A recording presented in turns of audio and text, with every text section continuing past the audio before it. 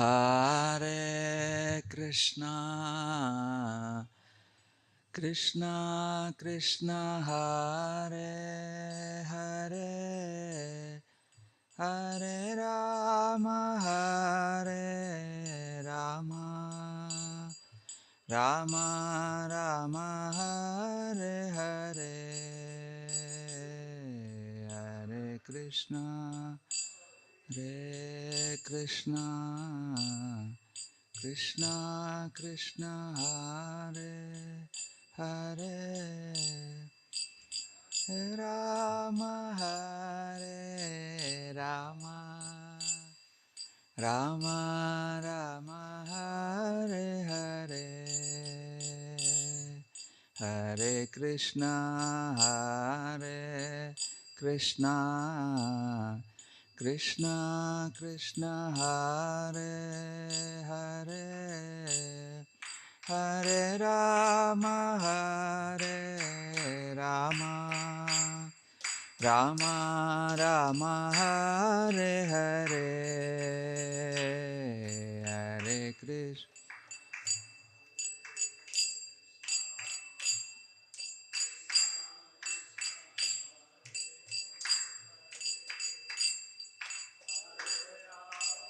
Hare Rama, Rama Rama Hare Hare, Hare Krishna, Hare Krishna, Krishna Krishna Hare Hare, Hare Rama, Hare Rama, Rama Rama Hare Hare,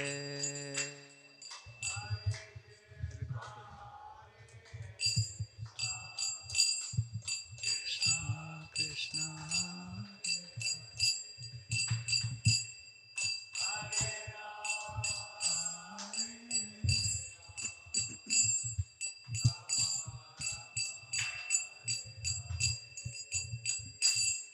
Hare Krishna, Hare Krishna, Krishna Krishna Hare Hare, Hare Rama, Hare Rama, Rama Rama Hare Hare,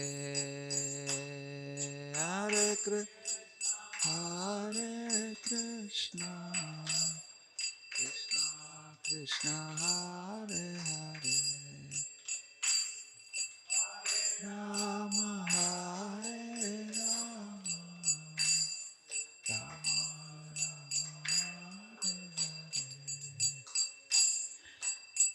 Hare Krishna, Hare Krishna, Krishna Krishna Hare Hare, Hare Ram, Ram Ram, Hare Hare, Hare Krishna, Hare Krishna, Hare Hare, Hare Ram, Hare Krishna, Krishna Krishna Hare Hare, Hare Ram, Ram Ram, Hare Hare,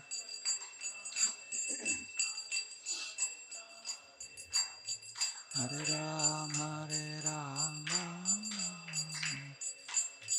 Hare Krishna, Krishna Krishna Hare Hare, Hare Ram, Ram Ram, Hare Hare, Hare Krishna, Krishna Hare Hare, Hare Ram Ram Ram.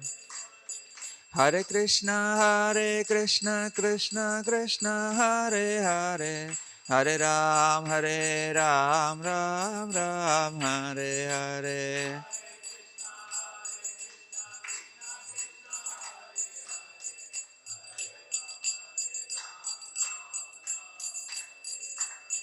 Jai Prabhupada, Jai Prabhupada, Prabhupada, Jai Prabhupada, Jai Srila Prabhupada. Prabhupada, Prabhupada, Prabhupada.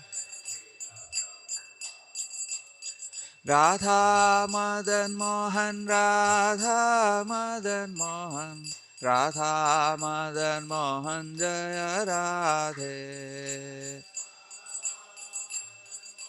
Radha Madan Mohan, Radha Madan. Jai Jagannath Swami, Jai Jagannath, Jai Baladeva, Jai Subhadra, Jai Jagannath.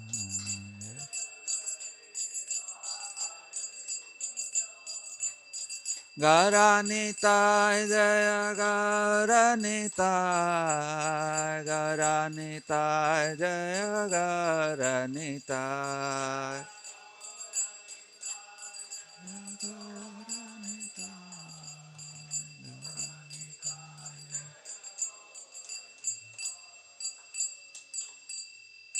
Srila Prabhupada ki jai, Sri Sri Gaunitai ki jai, Sri Sri Radha Madan Mohan ki jai, Sri Sri Jagannath Baladev Subhadra Marani ki jai, Sri Sri Lakshmi Narasimha Bhakta Prahlad Maharaj ki jai, Vrindadev Tulasi Marani ki jai, Yogadharma Harinam Sankirtan Yajna ki jai. All glories to the assembled devotees. Hare Krishna.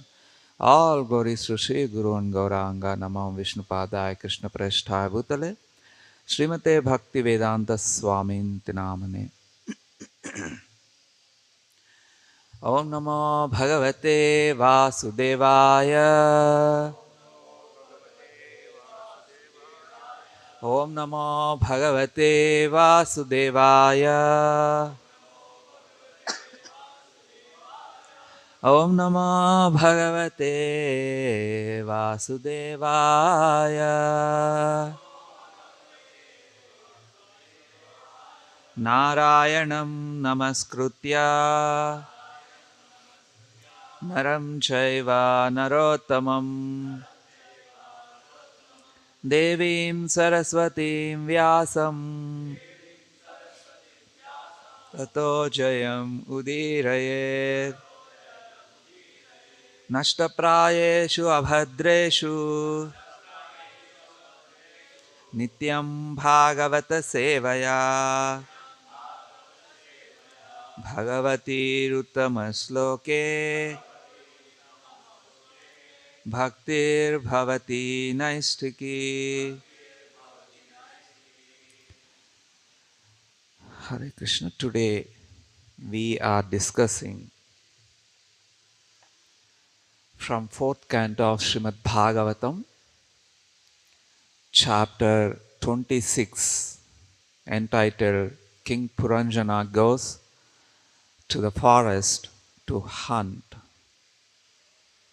and verse number 10.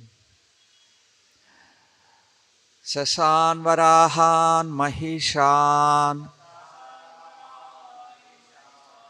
Shashan Varahan Mahishan Gavayan Rurushalyakan Gavayan Rurushalyakan Medhyananyascha Vividhan Medhyananyascha Vividhan Medhyananyascha Vividhan Vinignan Shramamadhyagat Vinignan Shramamadhyagat Shashan Varahan Mahishan Gavayan Rurushalyakan Medhyananyascha Vividhan Vinignan Shramamadhyagat.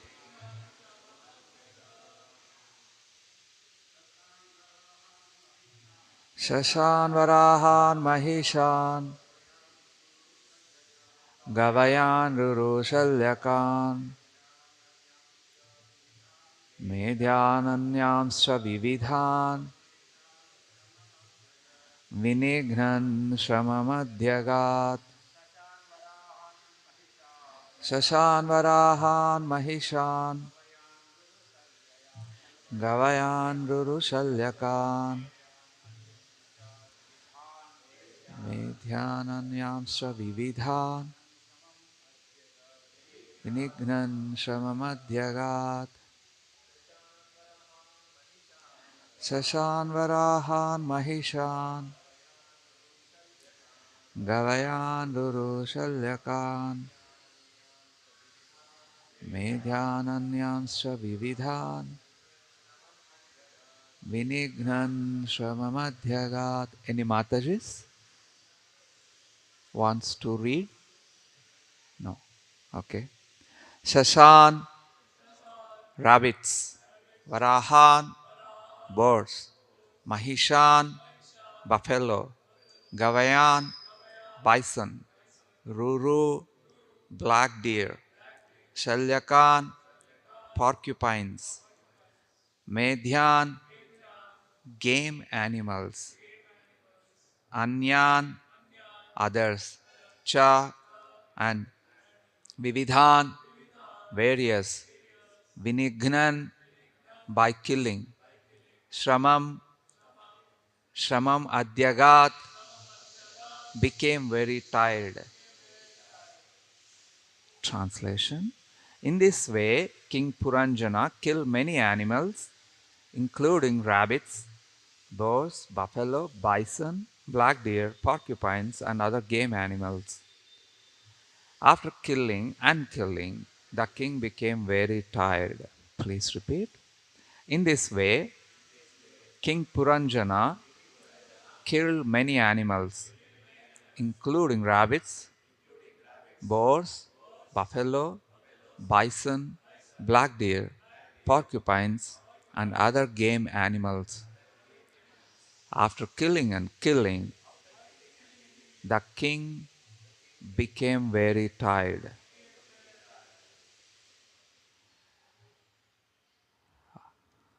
Om Ajnanatimirandhasya Jnananjanashalakaya Chakshurunmilitam Yena Tasmai Shri Gurave Namaha Shri Chaitanya Manobhishtam Sthapitam Yena Bhutale Swayam Rupa Kada Mahyam Dadati Swapadantikam. I'll go on by one, line by line the purport.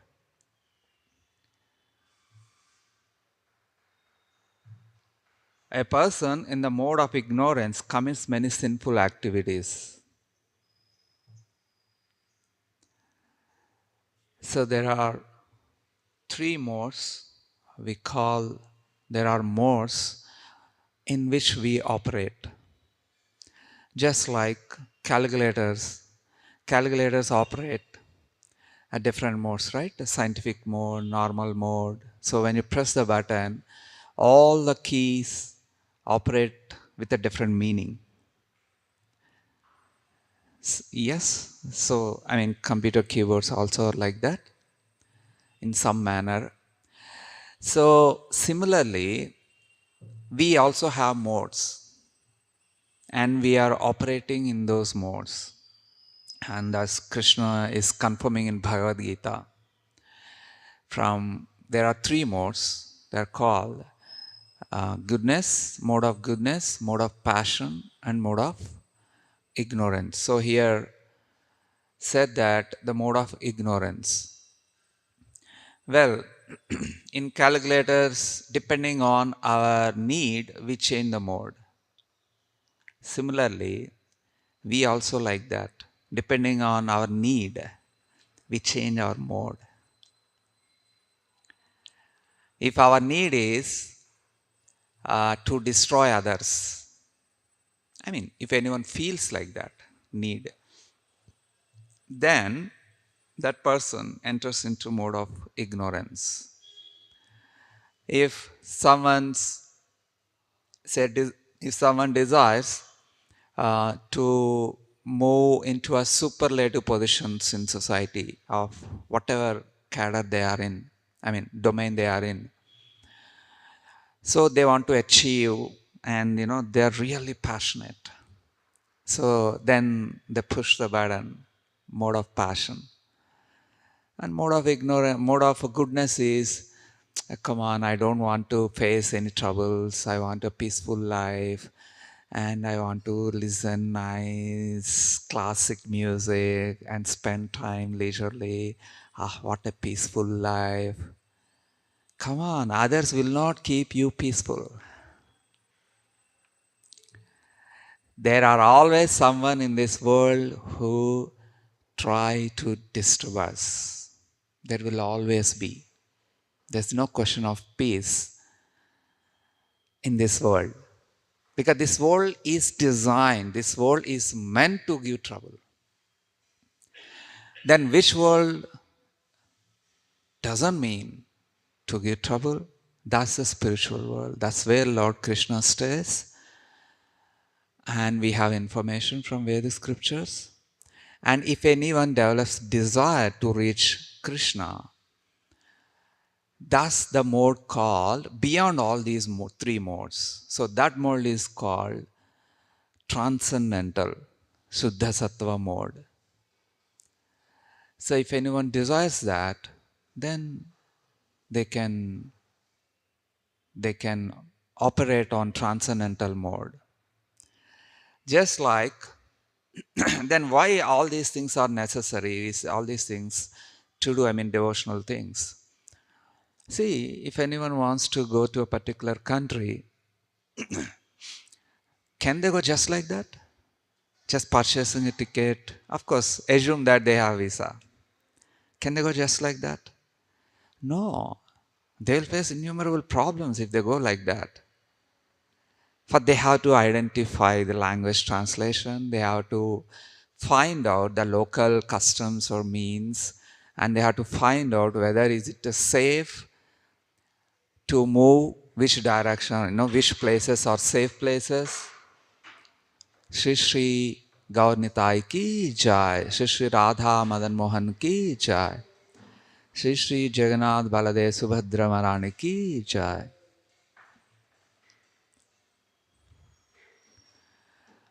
So they have to see how to adapt to local situations to some extent.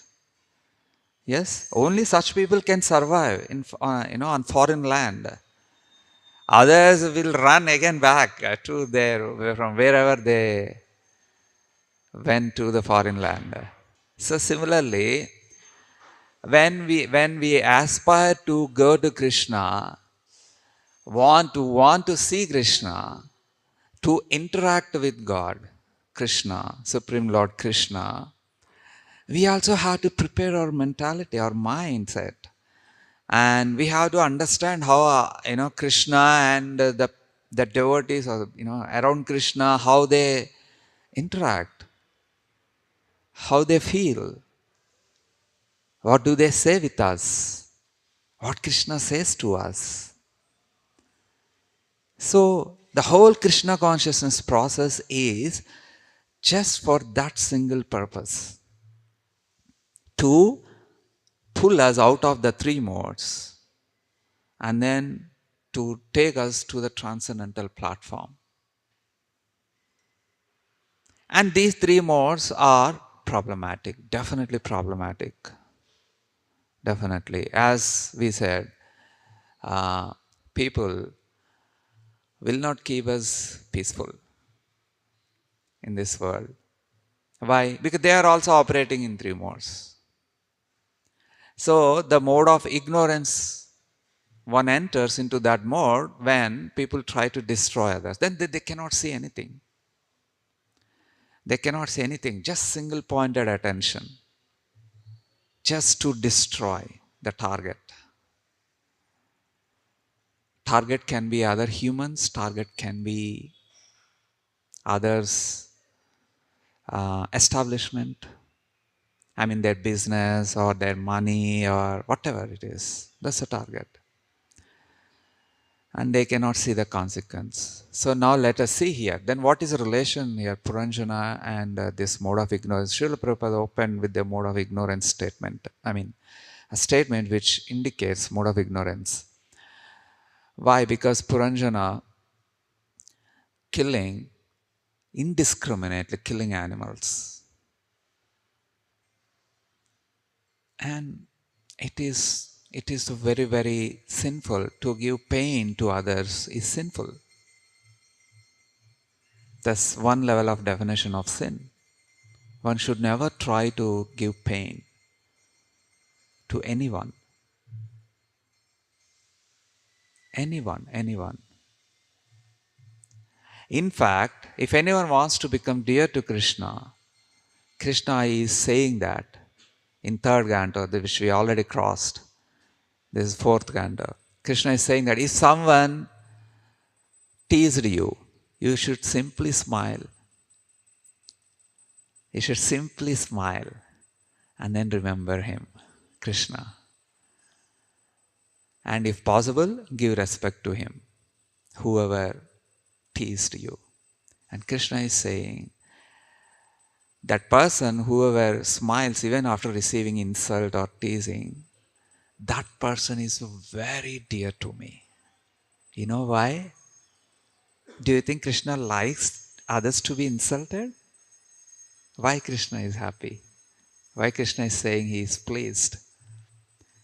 He's saying that because by that attitude we can come out of three modes very easily. Very, very easily. That is why Krishna is saying that person is very dear to me. So now let us see how to become dear to Krishna from the purport. In the Bhakti Rasamrita Sindhu, Srila Rupa Goswami explains that a man becomes sinful out of ignorance only. Out of ignorance only. What is that he is ignorant of? The ignorant of the consequences. Ignorant of consequences. Particularly in Kali Yuga, it is very, very rampant. Very, very rampant. They cannot see how their actions will influence others. Many, many examples we can take, like mobile phones. Can they predict, at any time, did they predict that the consequences of mobile phones? The psychological effects, the interrelations, how mostly it destroys, how it destroys, and how youth will be spoiled, and how terrorism will increase by these sins. Did anyone predict that? No. Maybe few, handful of people. So similarly, many, many examples. It may be a simple reason. Like sometimes people will say, hey, come on, the scriptures are man written. Hey, they are written some 1600 years ago, come on. They are not ultimate. Do you know the consequence of it? The consequence of it is today the criminal rate is increasing exponentially because of that one single statement. Because they lost faith on scriptures. And when they lose faith on scriptures, then they don't see the the consequence of the sinful actions. And they think that, okay, then no one punish me. There's no one there. No one is there to punish me. I can do whatever I want. So then they became very, very dull. So they are ignorant of the effects. And those effects we can understand through Shastra. That is why Shastras are very important. Very, very important. And they are true. And they can be observable. And they can be felt. And they can be proven in one's own life. Whoever wants to follow it can be proven. For them personally. The scriptures. Every statement is realizable. Personally. Every sloka is realizable. But whereas modern education is not like that. If someone says that, oh, we invented some God particles or antiprotons, oh, some scientists, something they did. But we cannot verify it ourselves. We have to just blindly trust them. blindly trust them.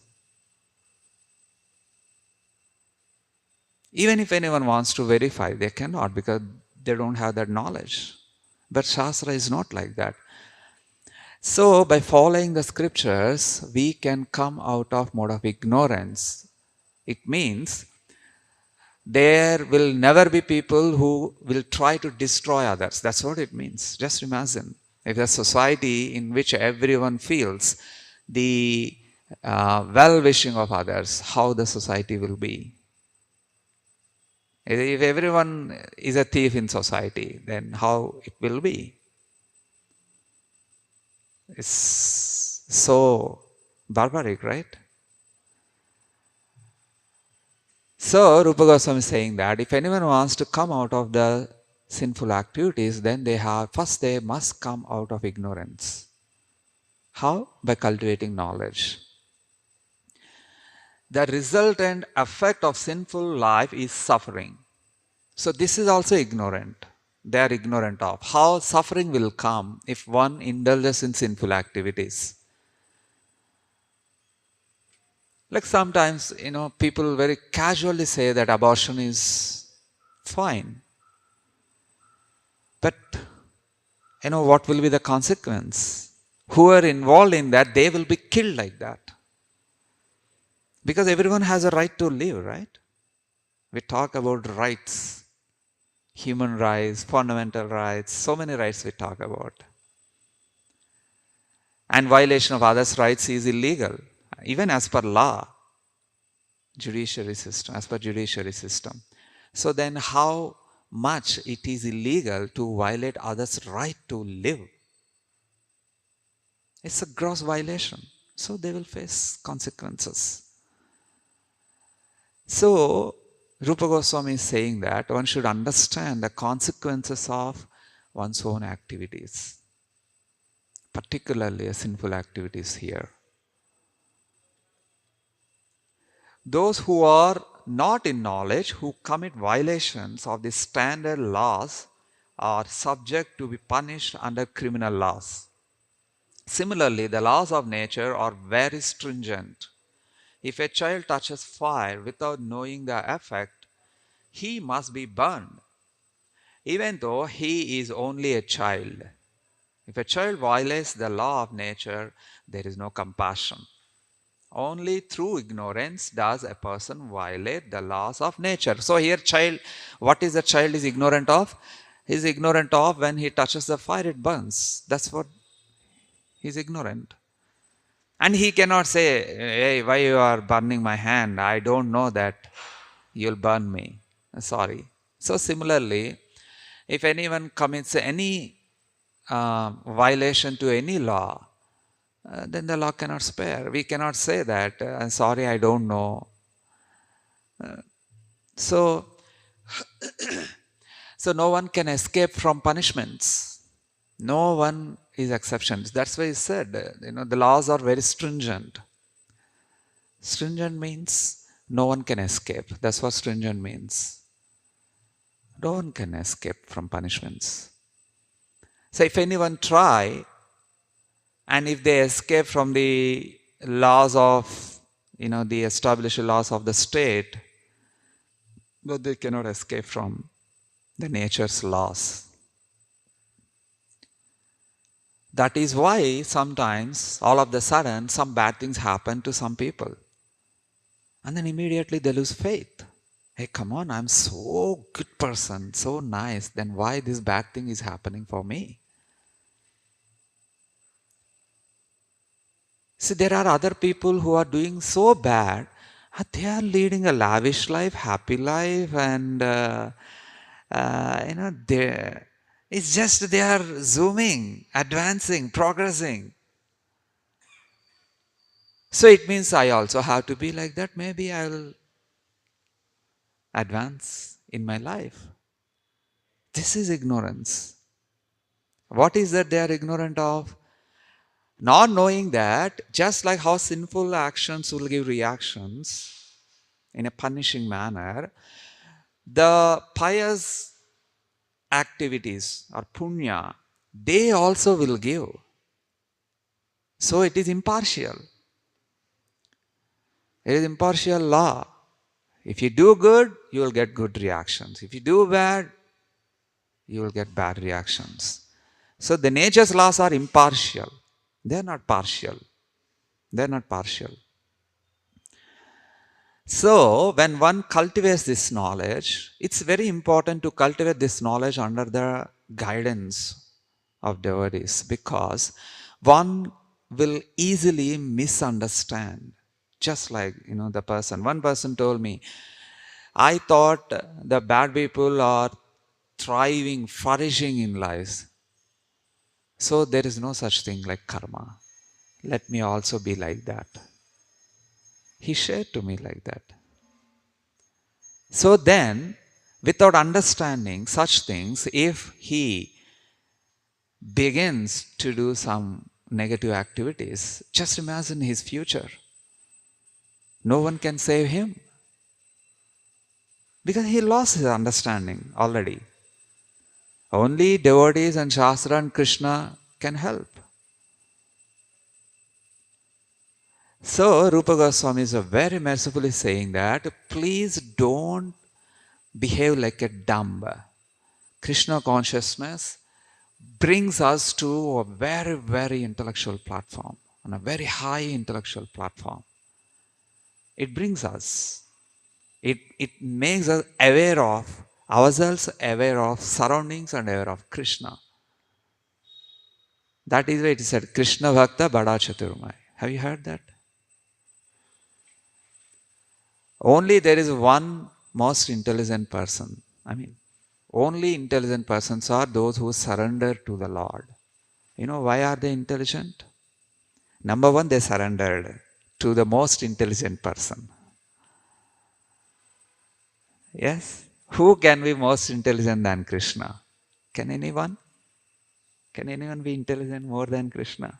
One time, after killing, this is during Kurukshetra war, after killing Ghatotkacha, Pandavas became sad because Ghatotkacha was son of Bhima.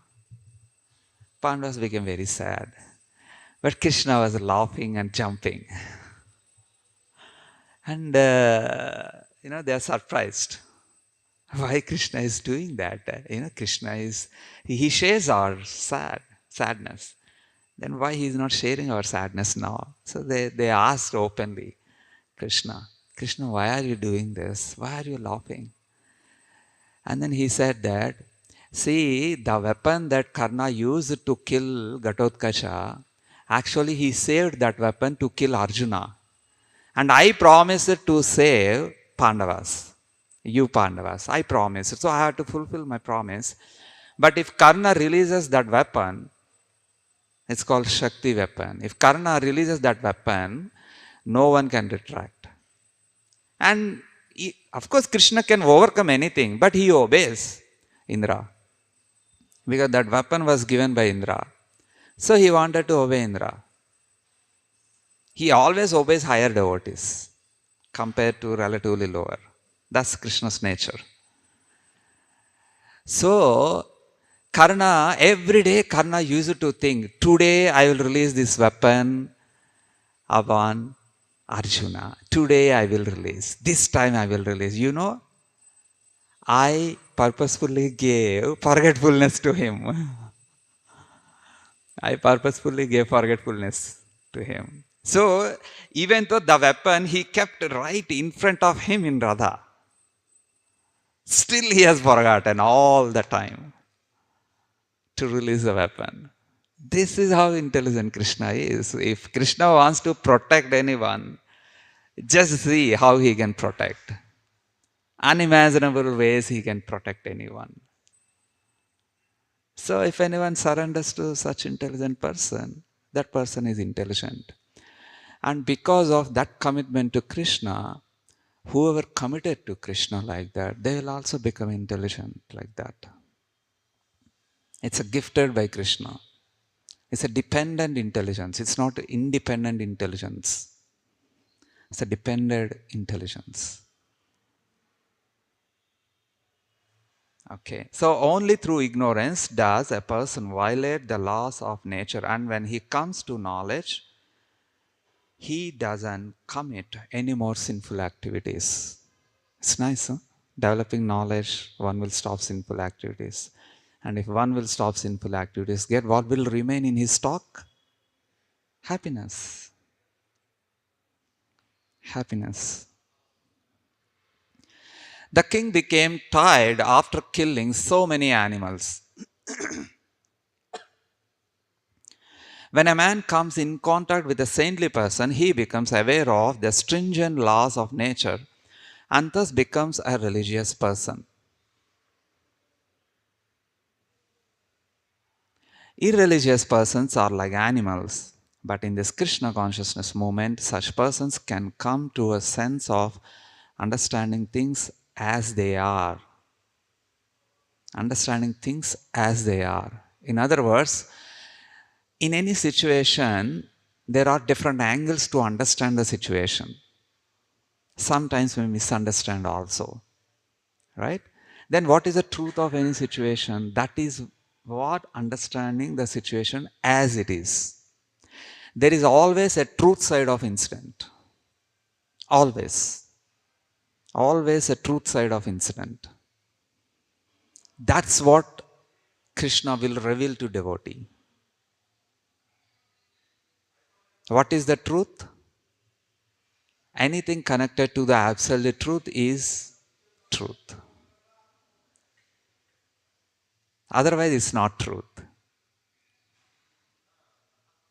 Like sun rises in the east. Is it a true statement or false statement?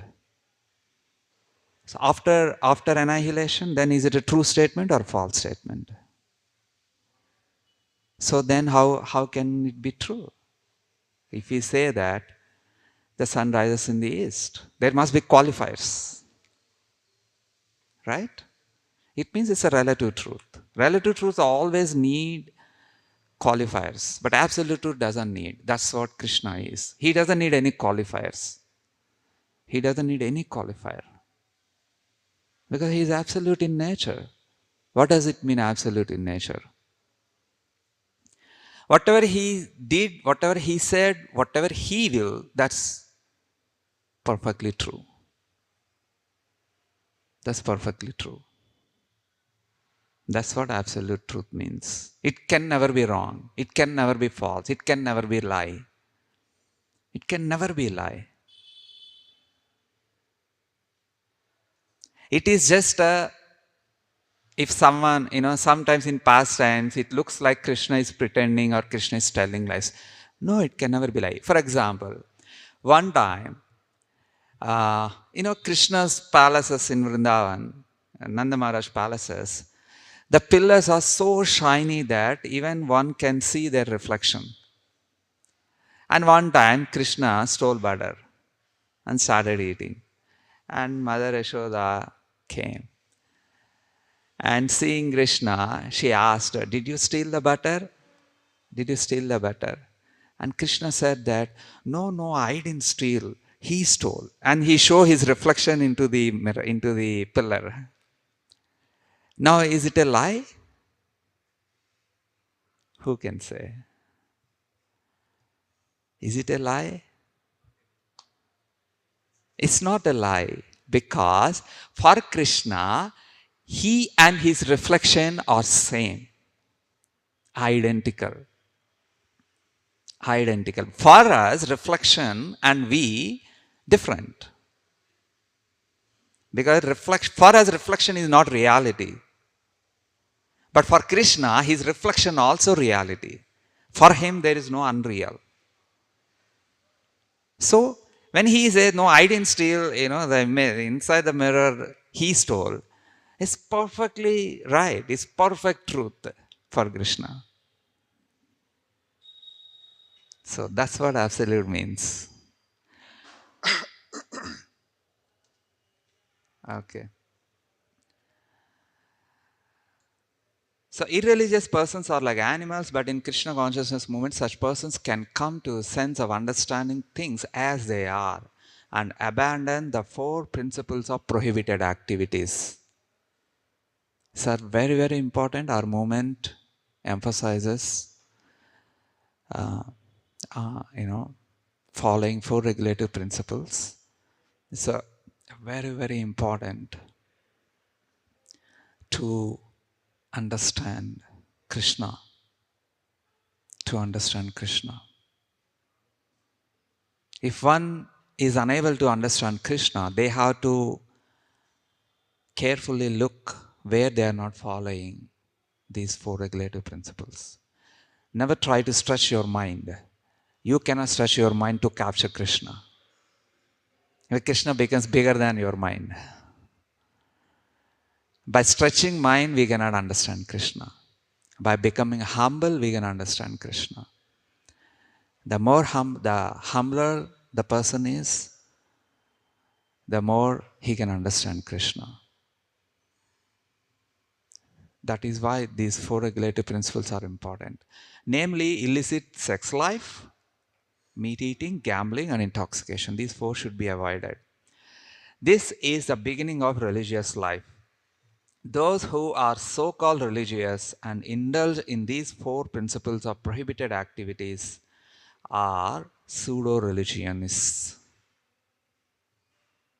So if anyone claims that he is a spiritual person, but somehow or the other, in one aspect or in a particular aspect or in a wide way, if he violates these four regulative principles, that person is dharmadvaji or pseudo-religionist. In other words, temporarily he may convince others that he is a religious person. But Krishna will not send sincere people to him. He will not send. Religious life and sinful activity cannot parallel one another. If one is serious in accepting a religious life or the path of salvation, he must adhere to the four basic rules and regulations. However sinful a man may be, if he receives knowledge from the proper spiritual master and repents his past activities in his sinful life and stops them, he immediately becomes eligible to return home back to Godhead. So what one should do? One should repent for his past sinful activities, and he should receive knowledge from spiritual master. So these two things must happen. There's one nice example. You must have heard Srihari Muni, right? Many times. But usually we don't hear this angle of Srihari Muni. The angle is, after Srihari Muni married the 50 daughters of Mandhata, he spent 1,000 years in sense gratification. But what we didn't hear is, after 1,000 years, he became repentant because of the influence of Yamuna Devi. Yamuna Devi was great devotee, right? So because of Yamuna Devi's influence, he started understanding and he repented his bad activities. You know how he repented? Just, it's not simply that, okay, forgive me, or Krishna, please don't mind, or please accept me. It's not like that. He repented to the extent that, let everyone know my fall down, how I fell down, so that no one will fall down like that. Wow. Such a deeper way of repentance. That is why his episode was recorded in Bhagavatam, openly. You know, these writers like Vyasadeva and Krishnadas Kaviraj Goswami, they hesitate even to write the fall down of people. You know why? Because if anyone remembers the others fall down, it influences oneself and one may fall down because it's an offense. After falling down, and then if anyone becomes devotee, if we remember that devotee's fall down, it's an offense. Is that clear or shall I repeat? It's clear.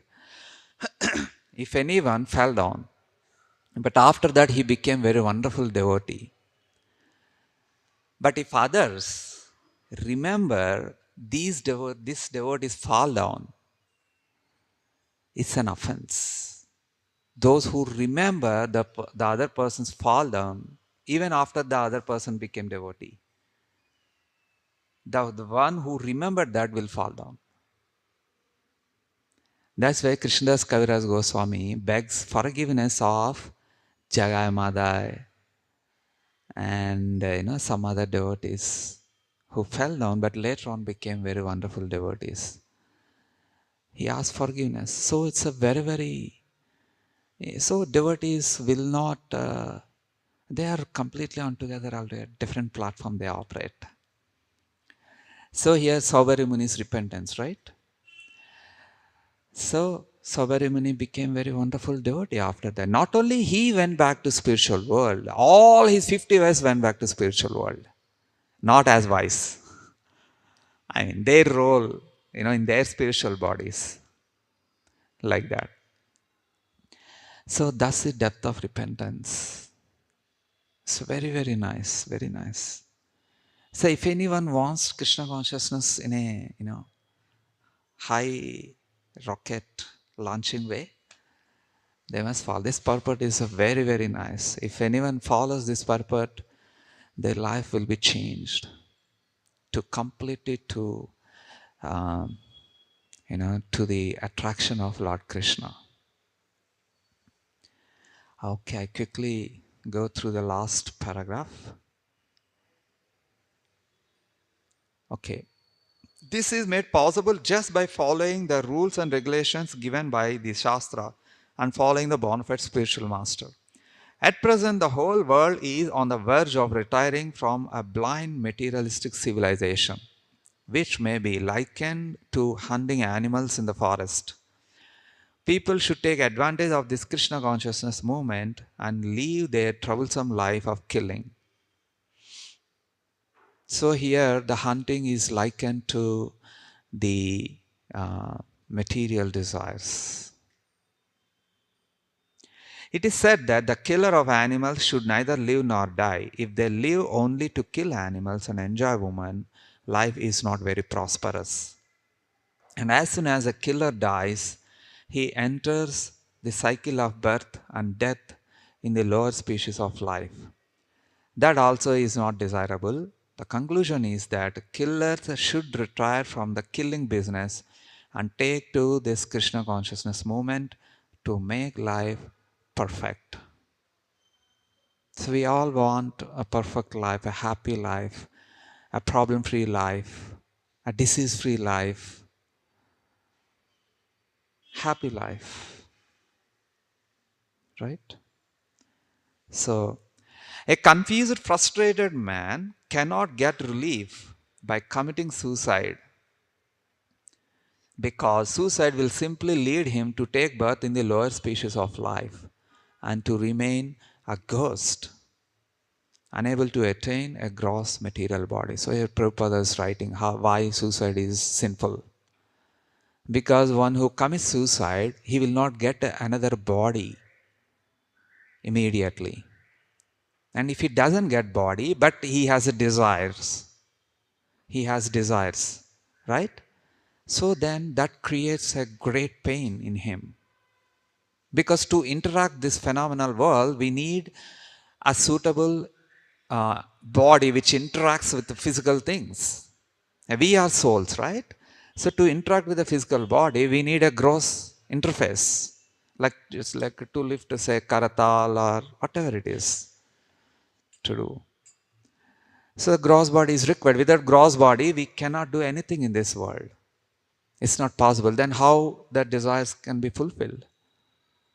The reason for suicide is unfulfilled desires. Then they cannot be fulfilled by losing the body.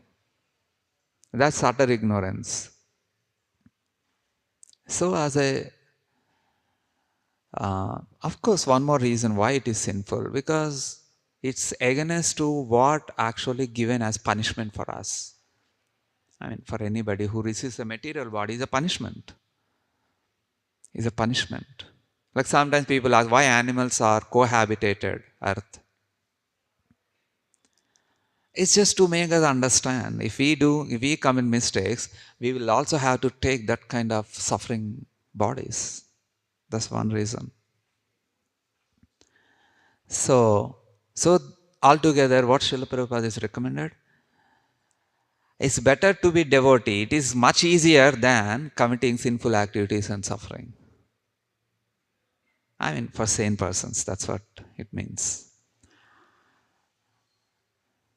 Therefore, the perfect course is to retire together from sinful activities and take up Krishna consciousness. In this way, one can become completely perfect and go back to home, back to Godhead. So here, Prabhupada is saying that neither live or nor die. You know that story, right? Neither live nor die. The sage gives different people different benedictions. Different benedictions. He says to someone, you die immediately. That's a blessing. Because he is doing lot of sinful activities and giving pain to others without understanding the suffering in his life in future. So then the sage blessed him, you better die now because you will stop sins, committing sins, so that your future at least will be secured to some extent. That's a blessing. Sometimes he blesses, you may live long life. You may live long life. One time, one devotee blessed me, you may live long life. I was aghasted. Is he blessing me or is he cursing me? I couldn't understand for the moment. Because living in material world is always troublesome. Is always troublesome. Of course, I took the positive side. I took it positive side. Anyway, Hare Krishna. Thank you for bearing me. It's already 9:08. Any comments or questions, anyone?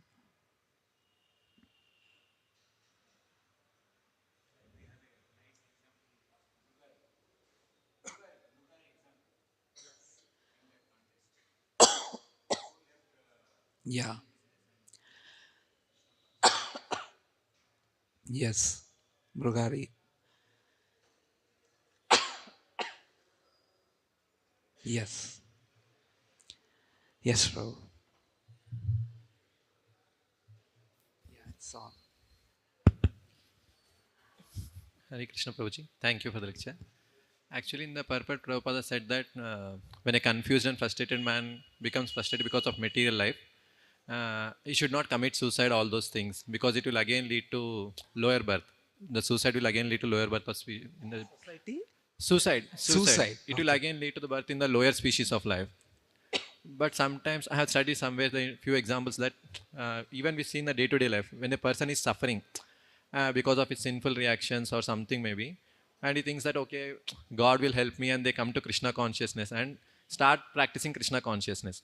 Even after a few months or something like that, they might feel that my suffering is not going away, my heart is not getting purified, and they feel that there is no hope in this life, and their mind constantly, because nowadays suicide is very They prevalent. may think, they may give way to suicidal Yeah, thoughts. because being in the medical field, I have seen that suicide is very, very prevalent. So they feel that this is the only escape from this suffering. My heart is not getting purified. My suffering is not going away. So what should be the composure during those times? How The to? solution is to practice Krishna consciousness in the right way. He didn't practice Krishna consciousness. He assumed that he practiced Krishna consciousness. Because Krishna consciousness is, see, if anyone begins Krishna consciousness, two things must happen or will happen definitely. Number one, Kleshagni, and number two, Subhada. It means all his troubles will go away. And all auspiciousness, good things will manifest in his life. If these two things are not happening, it means he didn't start Krishna consciousness. So, first aspect of this, your point is, he assumed that he practiced Krishna consciousness. And second is, he was not patient. Today I was married, tomorrow they have to be child in my lap. This is what Srila Prabhupada gave the example. That's how impatient we are. Everything must come instantly. Instantly. And things will not work in that way. Will not work in that way. So, even after coming in contact with the devotion, but still if anyone gives thoughts to, ways to suicidal thoughts, still the ignorance is prevalent in his life. So there is no recourse. He has to be patient. He has to be. To get a child, he has to be patient. That's it. Minimum 9+ months after marriage. So I came to Krishna consciousness tonight. Tomorrow I have to see myself like a big bhakta. It can never happen like that. Maybe very rare case it may happen. Because sometimes there were, some people follow devotion a lot, but just a slight mistake,